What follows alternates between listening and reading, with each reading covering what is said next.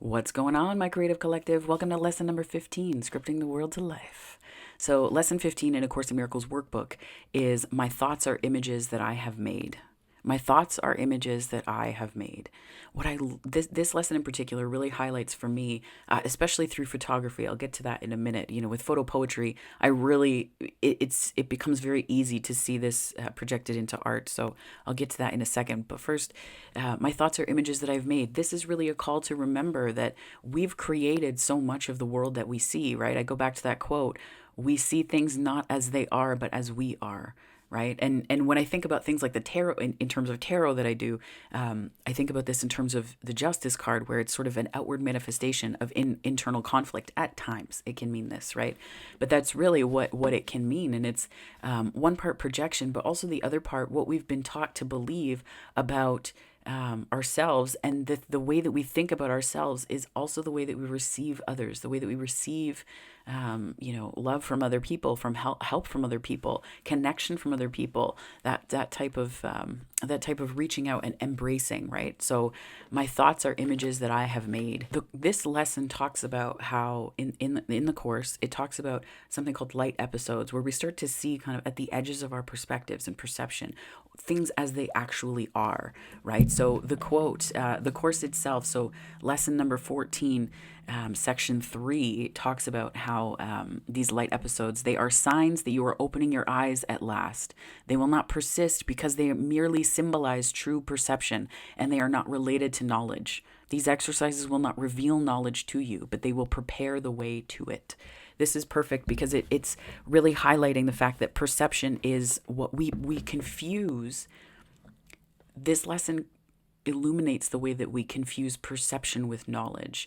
And this can get kind of interesting. I had, some issues with this as somebody from an equity seeking group, when I felt I would look at things and say, well, my lived experience is knowledge. These are going beyond traditional ways of knowing to incorporate different things.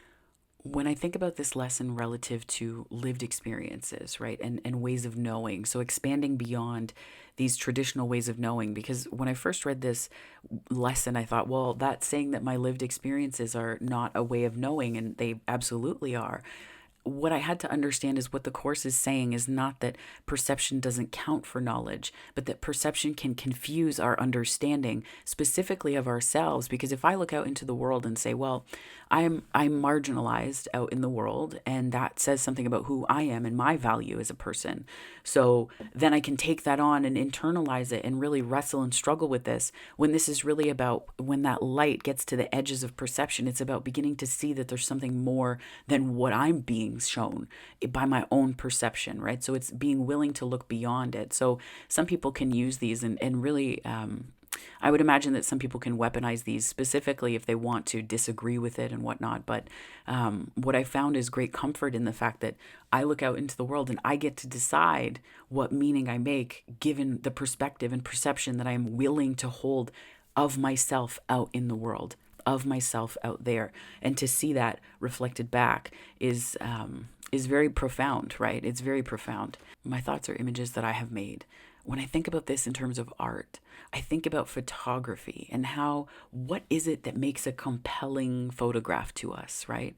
What makes a compelling photograph? So if you wanted a creative spark, this is your creative spark for this day.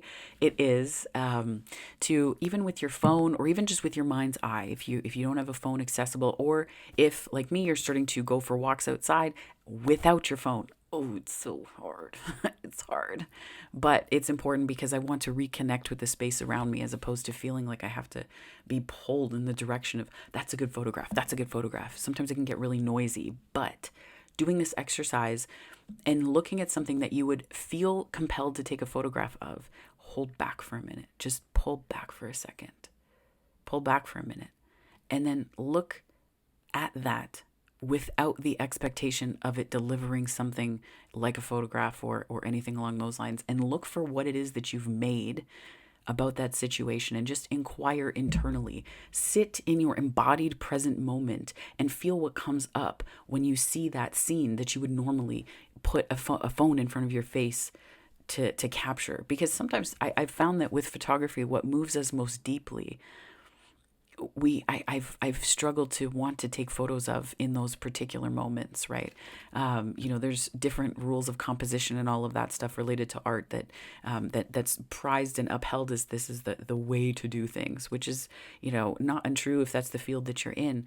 I like the idea though of pulling back from that and understanding what it is about these particular scenes that are so moving, right? And then looking at that process too in terms of decisions that we make. So when we decide something, what we're doing is taking a photograph of it and storing it away up here. And then that affects the emotional state that we get into here. So it's like we kind of go click, and that's like the decision is like that's the photo. Oh, it's focusing in on my microphone.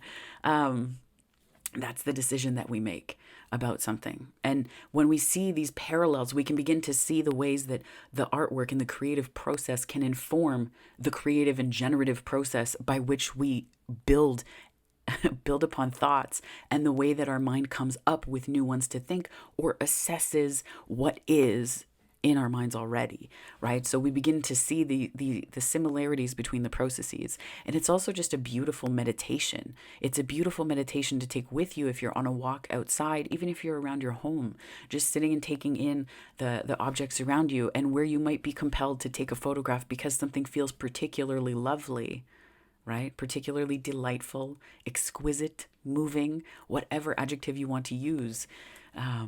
Considering the adverbs that might follow that would push you into this capturing of something, right? To capturing of something. And that also follows for our decision-making processes, like I mentioned. So this is lesson 15, scripting the world to life, because we really are writing it. We are writing it, right? My thoughts are images that I've made. I'm scripting the world to life every time I think a thought. And if I give no consideration to the thoughts that I'm thinking, then that means they just get to run away with themselves. They get to run away and become this speeding train, So this is a beautiful meditation exercise. So that's today's lesson, scripting the world to life. My friends, thank you so much for joining me. If this was helpful or resonated in some way, please like and subscribe. I'd love to have you on the channel, and I'm so grateful to be able to do this and for your attention here.